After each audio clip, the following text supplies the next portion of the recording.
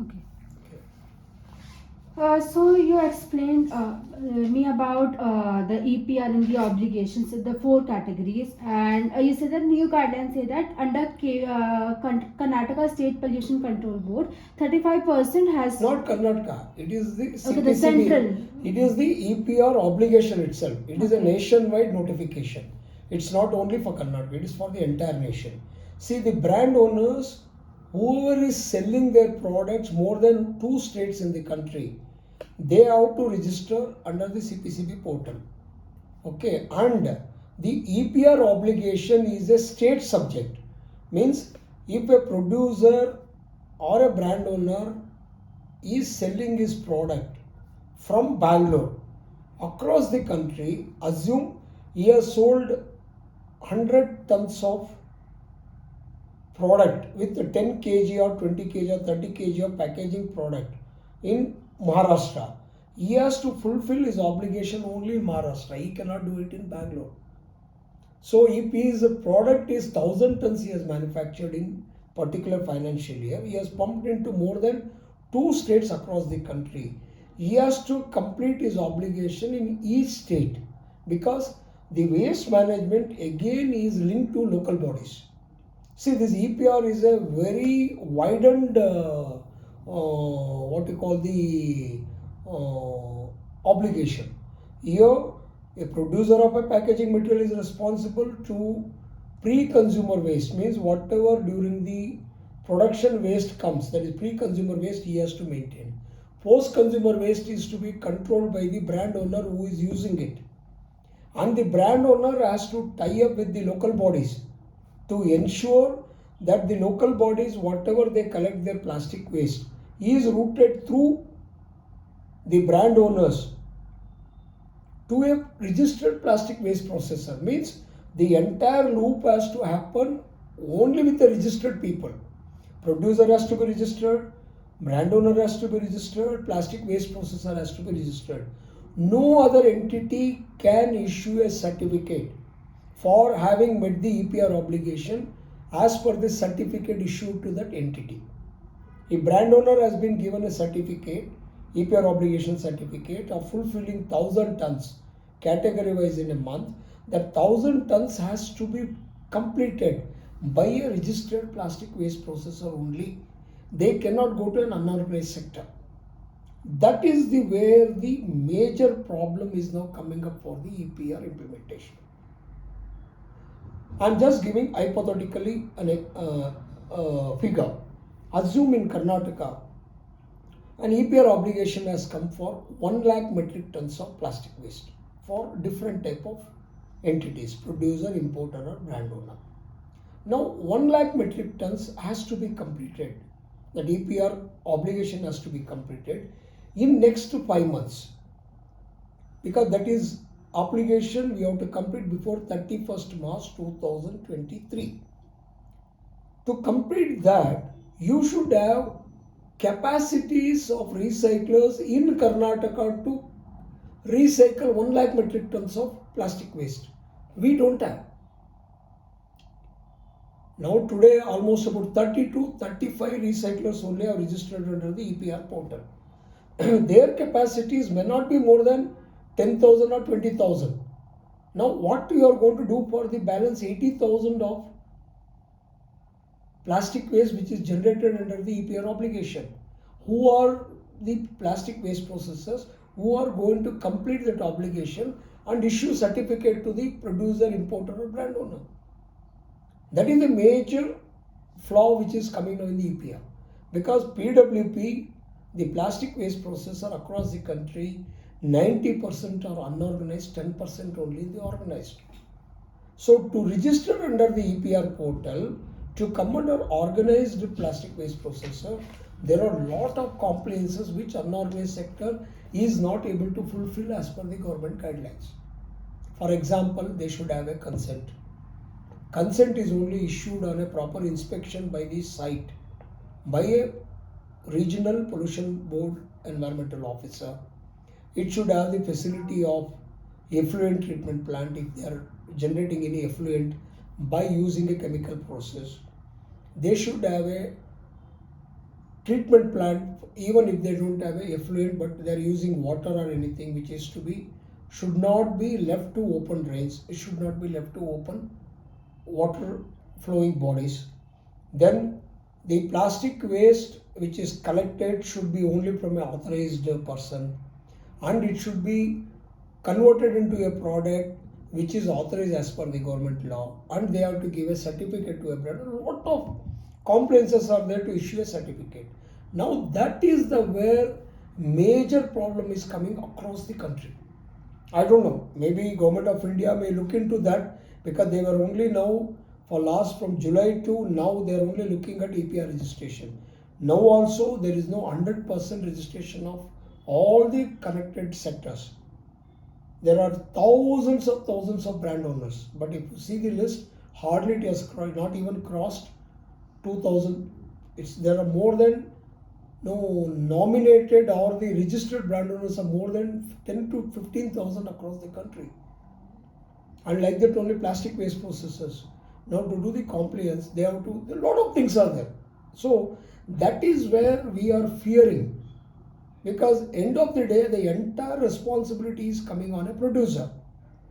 Reason being, a producer to do a business has to fulfill the requirements of his vendors. Now whether he has registered or not, I have to supply him the goods, because my turnover, my overheads, my investment is only totally depending on the brand owner's orders. Now lot of brand owners are not registered. When they are not registered, the entire obligation will come on a producer, because when I am going in a EPR portal, I have to identify the brand owner under the post consumer waste to whom I am supplying with the quantities.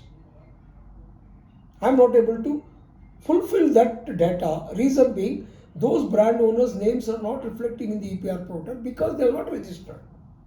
Now, you assume as a producer, I am producing 1000 metric tons of packaging material in a year. Okay, out of that, 800 tons is going to a branded people. But that out of 800 tons, 600 tons of quantity is not registered as a brand owner in the EPR portal. Now the 600 plus my pre-consumer waste of 200, because 800 I am pumping into the market. Out of that 800, 600 is unaccounted, means they are not registered under the brand owner. 600 plus 200, 800. 800 divided by 35%. I have to fulfill that EPR obligation when there is no necessity for a producer to do that. Because the brand owner is not registered, the obligation is coming on the producer. Now the one more added the problem is the environmental compensation which is going to be levied not for fulfilling the EPR obligation. Now PWP does not have the capacity, brand owners are not registering, they are escaping from the registration. Now producer, because of his business getting affected, he is taking that responsibility. Now he does not have a connected PWP who is registered on the portal to tie up. Now all given this problems, end of the day the producer will be at a problem when it comes of completing the EPR obligation. If he is not completing, then environmental compensation I have to pay. And the environmental compensation pay is so,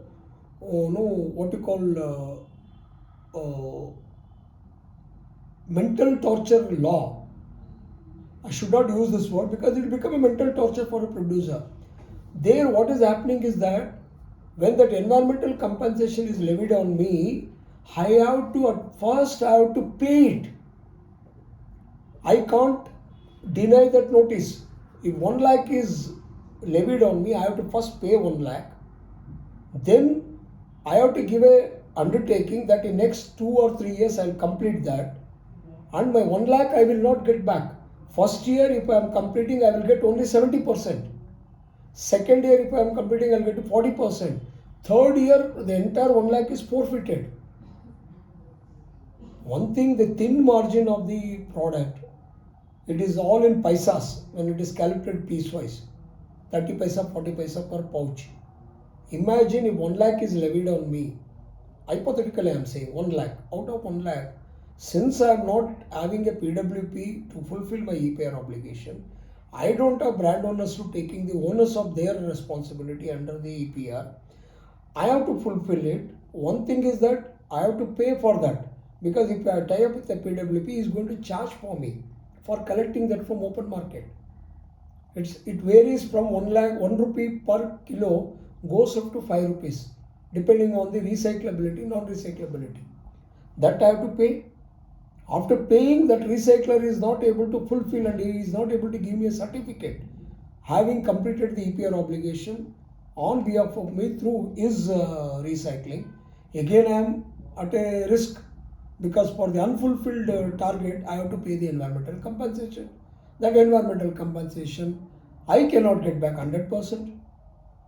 The moment I pay, 30% is already forfeited, whether you like it or not. First year you have to complete, then you get back 70%. Again, that is tapeism, red tapeism, because I have to run behind the people to get back my 70,000 rupees. And the way the Indian democracy is running nowadays, I don't think I will get back that 100% my 70,000 without me giving something. So, end of the day, as a producer of a packaging material, I am at the receiving end. Whether it is EPR obligation, whether it is a brand owner, whether it is a PWP. Now, this is where I want the government to think,